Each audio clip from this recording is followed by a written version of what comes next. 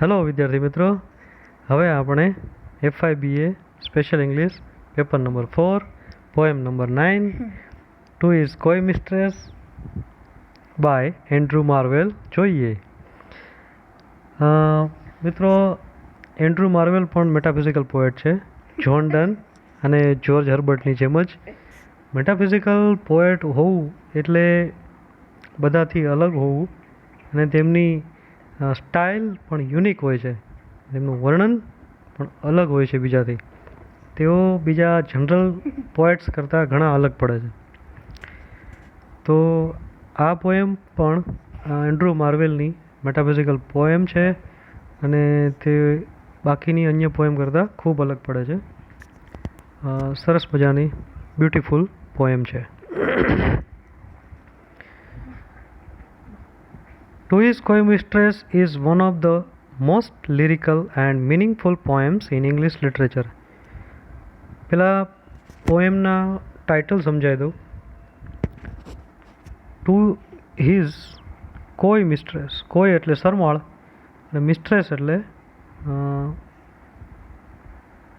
Lover કહી શકો, પ્રેમિકા. Is one of the most lyrical, એ સંગીતમય અને મિનિંગફુલ અર્થસભર અંગ્રેજી સાહિત્યની કવિતા છે. અંગ્રેજી સાહિત્યમાં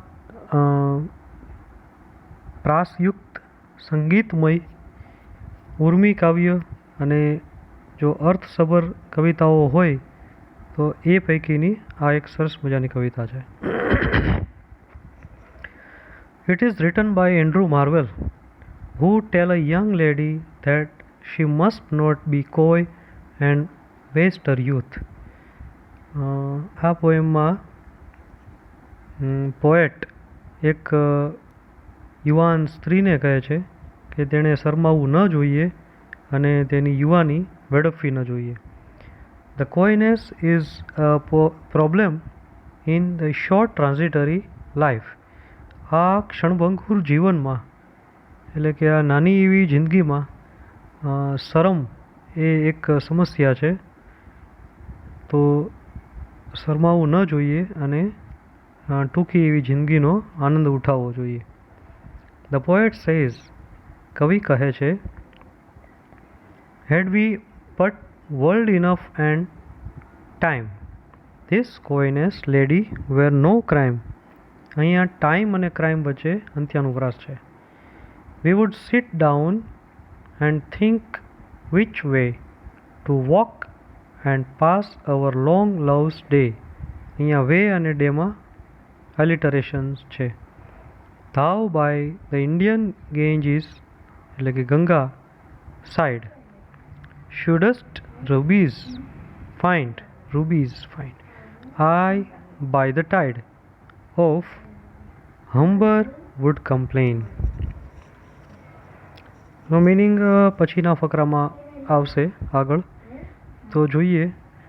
the poet says that the world is not permanent. કવિ કહે છે કે દુનિયા કાયમી નથી, શાશ્વત નથી. And time is running fast. સમય ખૂબ જ દોડતો ચાલે છે, દોડતો જાય છે, ઝડપથી પસાર થાય છે. સમય ખૂબ જ ઝડપથી પસાર થાય છે. Life is short and fleeting. જીવન ક્ષણભંગુર છે એટલે કે નાનું અમથું છે, ઝડપથી પસાર થાય છે, ઝડપથી પૂર્ણ થઈ જશે. In cases coyness is a crime. તો આ સંજોગોમાં શરમાળપણું એ એક ગુનો જેવું જ છે. શરમાળપણું ગુનો જ છે. શરમ કરવી એ ગુનો છે. If the world had been permanent and time had been enough.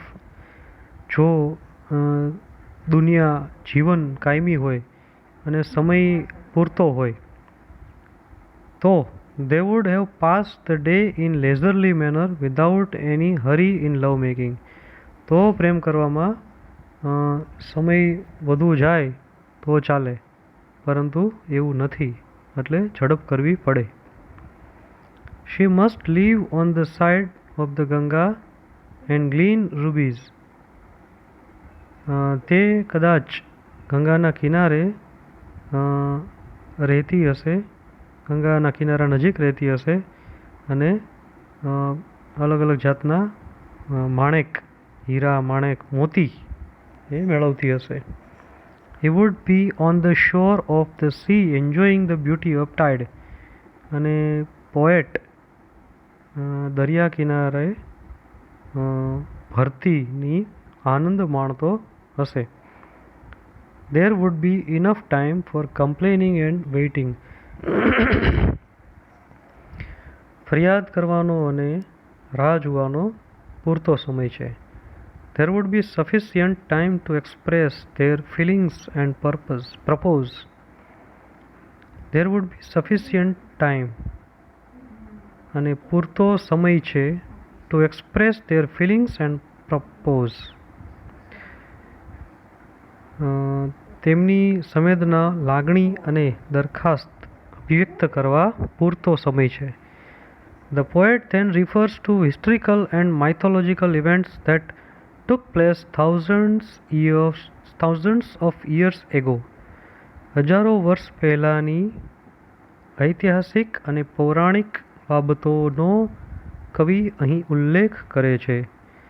He says that he would love her 10 years before the flood described in the Bible.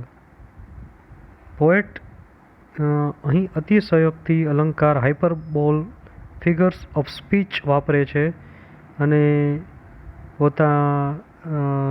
પોતાનો લવ એક્ઝાજરેટલી, અતિશયોક્તિ દ્વારા રજૂ કરે છે. He says that he would love her 10 years before the flood described in the Bible. બાઇબલમાં જે પૂરનો ઉલ્લેખ કરવામાં આવ્યો છે તેના પણ 10 વર્ષ અગાઉથી પોએટ તેને ચાહે છે. He says that his love would be beyond time. તે સમયની પેલે પાર તેને ચાહે છે, એટલે કે તે તેને ખૂબ ચાહે છે. The lady could refuse his proposal till the conversion of the Jews. અને તે મિસ્ટ્રેસ પોએટની પ્રપોઝલ જ્યુઝના કન્વર્ઝન, જ્યુઝ એટલે યહૂદીઓ, કન્વર્ઝન એટલે ધર્મ પરિવર્તન, જ્યુઝના કન્વર્ઝન સુધી, જ્યુઝ લોકોના ધર્મ પરિવર્તન સુધી નકારી શકે છે. દરખાસ્તને, કવિની દરખાસ્તને, પ્રપોઝલને નકારી શકે છે, રિફ્યુઝ કરી શકે છે. This refers to the day of Christian judgment prophesied for the end of the times in the New Testament's book of Revelations. અને આ એ વાતનો ઉલ્લેખ છે કે જે ક્રિશ્ચનના ધર્મગ્રંથ ન્યૂ ટેસ્ટામેન્ટમાં જે જજમેન્ટ આપેલું છે, day of the Christian judgement એટલે કે કયામત કા દિનનો ઉલ્લેખ કરવામાં આવ્યો છે કે જે આ ધરતીનો, આ જીવનનો છેલ્લો દિવસ હશે તેનો ઉલ્લેખ અહીં કરે છે, તેના સંદર્ભમાં કહેવામાં આવ્યું છે. Then he extends his argument, પછી તેની દલીલ આગળ વધારે છે, by saying that, અને કહે છે, if they had thousands of years at their disposal, જો તેમની પાસે હજારો વર્ષનો સમય હોય, he would admire her body for centuries.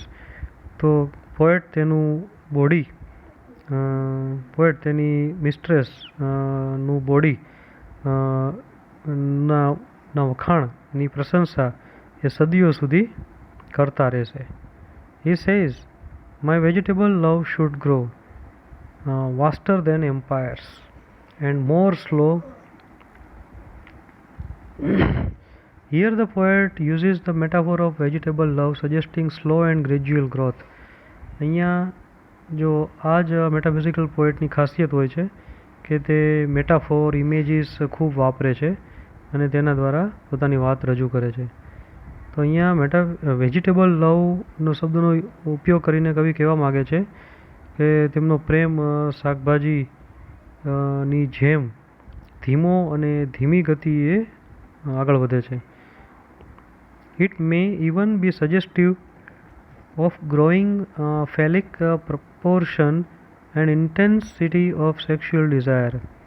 અને અહીં કવિ જાતીય ઈચ્છાઓની વાત પણ ધીમેથી રજૂ કરી દે છે. If they had time, he would admire her eyes.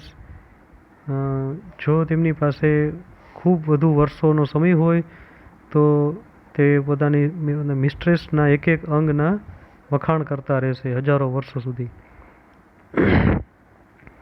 Forehead and breast for hundreds of years, હજારો સેંકડો વર્ષો સુધી તે પોએટ પોતાની મિસ્ટ્રેસના એક એક અંગના વખાણ કરતા રહેશે. And even thousands of years if possible, અને સેંકડોની પણ હજારો વર્ષ વખાણ કરવા તૈયાર છે જો શક્ય હોય તો.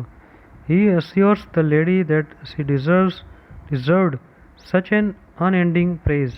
He says, and 100 years should go to praise thine eyes on thy forehead gaze, 200 years to adore each breast, but 30,000 to the rest. Then suddenly after line 21, 21મી લાઈન પછી અચાનક there is change in the mood. ત્યાં કવિના મૂડમાં change દેખાય છે. The poet says that they could not waste time because they had a very short period of life to enjoy. કવિ અહીં કહે છે કે જીવન નાનું છે, ક્ષણભંગુર છે, તેથી સમય બગાડવો ન જોઈએ અને ઝડપથી તેને એન્જોય કરી લેવું જોઈએ. The poet says, time's winged chariot hurrying near, and yonder and all before us lie deserts of vast eternity. Further poet says that આગળ કવિ કહે છે કે in marble vault the grave is echoing song would sound, but the worm would eat up her virginity. In grave no lovers can embrace. Time's winged chariot, સમયનો પાંખવાળો રથ ઝડપથી નજીક આવી રહ્યો છે અને તે ઝડપથી પસાર થઈ જશે. ફર્ધર આગળ કવિ કહે છે કે માર્બલની કબર તો ખૂબ જ સુંદર હશે, પરંતુ અંદર રહેલા કીડા એ તારા શરીરને, તારી વર્જિનિટીને, કૌમાર્યતાને ખાઈ જશે અને તે વેડફાઈ જશે, કારણ કે કબરમાં કોઈ લવર્સ એ ભેટી નથી શકતા. Now therefore while the youthful hue sits on thy skin like morning dew, and while thy willing soul transpires and every pore with instant fires, now let us sport us while we may, and now like amorous birds of prey rather at once our time devour than languish in his slow-chapped power. The poet tells the lady that while she is young and willing, she must enjoy the physical pleasures. જ્યારે poet કહે છે કે જ્યારે તેની મિસ્ટ્રેસ યુવાન હોય ત્યારે તેણે ભૌતિક આનંદ મેળવી લેવો જોઈએ. Her skin pores are now full of fire, and therefore like birds of prey they should make love passionately and violently, because time would soon devour them. અત્યારે યુવાનીનો સમય હોય ત્યારે જે શિકારી પક્ષીની જેમ ઝડપથી, જુસ્સાથી અને હિંસક રીતે પણ સમયનો સદુપયોગ કરીને એકબીજા સાથે પ્રેમ કરી લેવો જોઈએ. નહીંતર પછી સમય ખૂબ જ ઝડપથી પસાર થઈ જશે, એવો સમય નહીં મળે. The poem has a vivid picture of carnal desires. કાવ્યમાં અલગ અલગ પ્રકારની ઈચ્છાઓની વાત કરવામાં આવી છે. The poet says that further describing passionate and sexual copulation. આગળ કવિ જાતીય આનંદનો પણ ઉલ્લેખ કરે છે. Let us roll all our strength and all our sweetness up to into one ball and tear our pleasures with rough strife through the iron gates of life.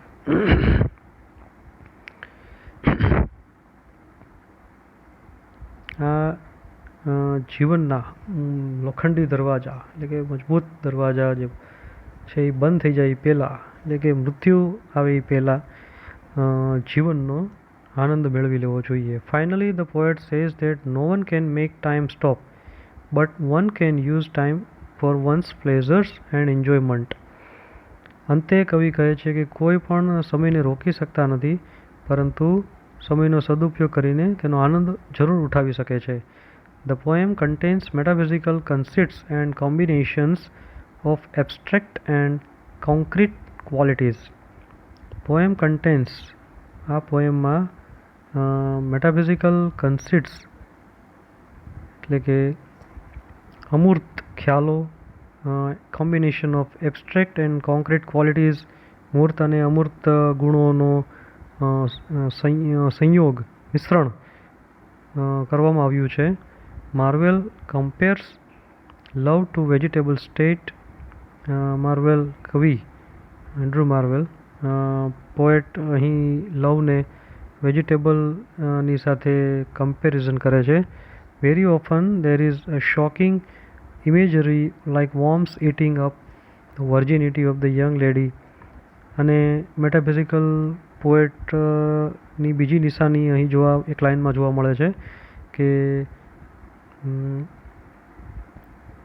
Worms eating up કીડાઓ ખાતા હોય છે, કીડાઓ ખાઈ જશે. The virginity of the young lady યુવાન સ્ત્રીની કૌમાર્યતાને કીડાઓ ખાઈ જશે.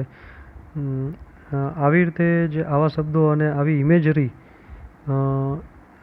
જે પોએટ્સ વાપરે છે તેના ઉપરથી જ ખ્યાલ આવે છે કે તે મેટાફિઝિકલ પોએટ્સ છે. અને આ જ મેટાફિઝિકલ પોએટની નિશાની છે કે તે એકદમ વિચિત્ર પ્રકારની ઇમેજરી છે, મેટાફિઝિકલ કન્સિટ્સ છે, હાઇપરબોલ ફિગર્સ ઓફ સ્પીચ છે એનો યુઝ કરતા હોય છે અને તેનાથી તેઓ અલગ પડે છે અને તે અમર બની જાય છે. There is use of exaggeration in the context of time as line 15 200 years to adore each breast. અને 15મી લાઇનમાં તો કવિએ એવું કલ્પના કરી નાખી, તે એક્ઝાજરેશન અતિશયોક્તિ દર્શાવવામાં આવી છે. હકીકતે ફિગર્સ ઓફ સ્પીચ જ છે, અતિશયોક્તિ અલંકારનો યુઝ કર્યો છે 15મી લાઇનમાં કે 200 years 200 વર્ષ જોઈ ટુ એડોર ઇચ બ્રેસ્ટ તેમની મિસ્ટ્રેસના દરેક બ્રેસ્ટને પ્રશંસા કરવા, એના વખાણ કરવા માટે 200 વર્ષ જોઈએ તો પણ તે કમ પડે. આ થકી તેઓ પોતાનો પેશનેટ લવ એક્સપ્રેસ કરે છે. The arguments are quite logical, which can be outlined as follows. If they had thousands of years to live, હજારો વર્ષ જો મળે, they could spend centuries in courtship, તો સેંકડો વર્ષ સદીઓ પ્રેમ કરવામાં કાઢી નાખવું. But time runs out soon, therefore they must enjoy each other before it is too late. પરંતુ ટાઈમ ખૂબ જ ઝડપથી પસાર થાય છે, તેથી તેમણે મોડું ન કરવું જોઈએ અને ઝડપથી લાઈફને એન્જોય કરવી જોઈએ. The title of the poem suggests that author expresses his feelings and views through another young man. Title પોએમનું પણ સજેસ્ટ કરે છે અને અહીં ઓથર પોએટ પણ એક્સપ્રેસ કરે છે પોતાની ફિલિંગ્સ અને કોઈ બીજા યુવાન માણસના વ્યૂ થકી પોતાની ફિલિંગ્સ અને આઈડિયાઝ રજૂ કરે છે. That is why he uses the words to his કોઈ મિસ્ટ્રેસ. He uses third person singular to express his philosophy of carpe diem, seize the day.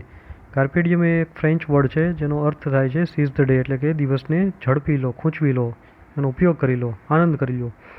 Thus, the persona of the poem is a young man who is impatient and desperate to enjoy sexual pleasures with his coy mistress.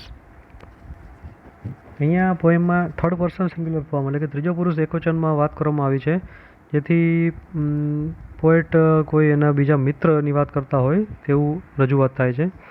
એમ કરીને poet પોતાના જ વિચારો રજૂ કરી શકે છે. તો અહીંયા એક એવા યુવાન માણસની વાત કરવામાં આવી છે કે જે પોતાની કોઈ મિસ્ટ્રેસ સરમાળ મિસ્ટ્રેસ સાથે સેક્સ્યુઅલ પ્લેઝર એન્જોય કરવા ઈચ્છતો હોય. He says that coyness would prove to be a crime as life would soon be spent. તે કહે છે કે અહીંયા જે કોયનેસ છે તેની જે સરમાળ પ્રકૃતિ છે તે અહીં અવરોધરૂપ બને છે જીવનને એન્જોય કરવામાં. ધ પોએમ હેઝ 46 લાઇન્સ, 46 લીટી છે, એન્ડ 23 કપલેટ્સ. 23 કપલેટ્સ એટલે 2 લાઇનની એક સ્ટાન્સા. તો 23 × 46 ટોટલ 46 લાઇન્સ છે, ઘણી બધી કહેવાય. Each stanza is written in iambic tetrameter. દરેક સ્ટાન્ઝા ટેટ્રામીટર 3-3ના ગ્રુપ વર્ડ્સમાં લખાયેલ છે.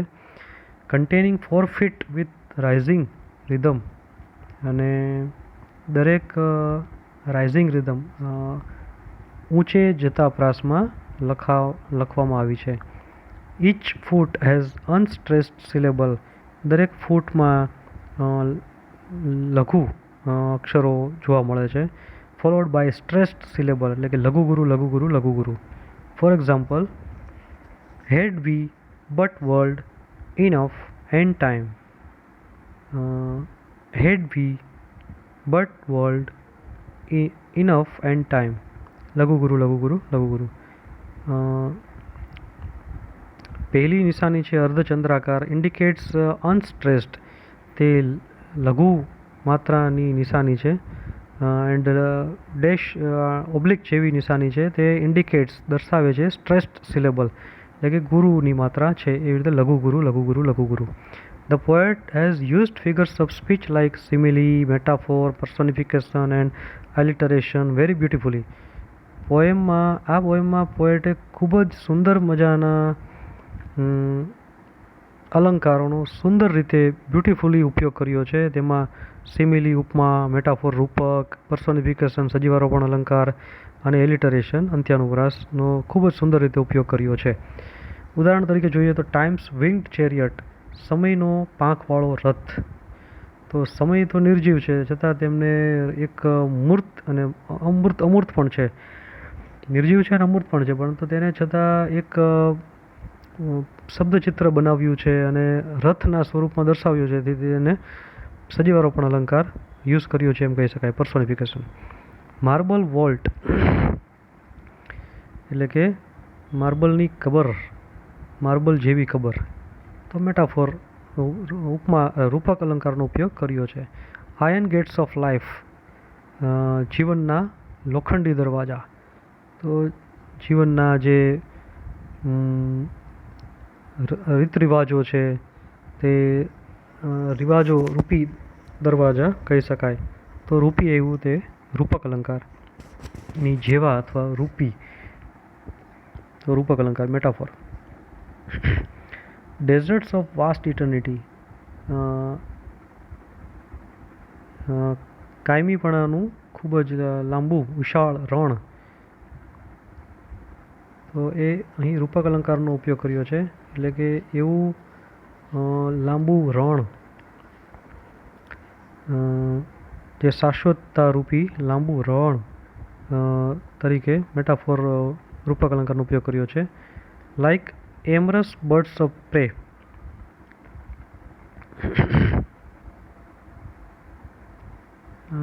Like amorous birds of prey, શિકારી પક્ષી જેવા. તો જેવા આવ્યું એટલે ઉપમા અલંકાર છે, સિમિલી દેટ ઇઝ ઉપમા. તો આ હતી તેની એન્ડ્રુ માર્વેલનું સરસ મજાની પોએમ ટુ ઇઝ કોઈ મિસ્ટ્રેસ.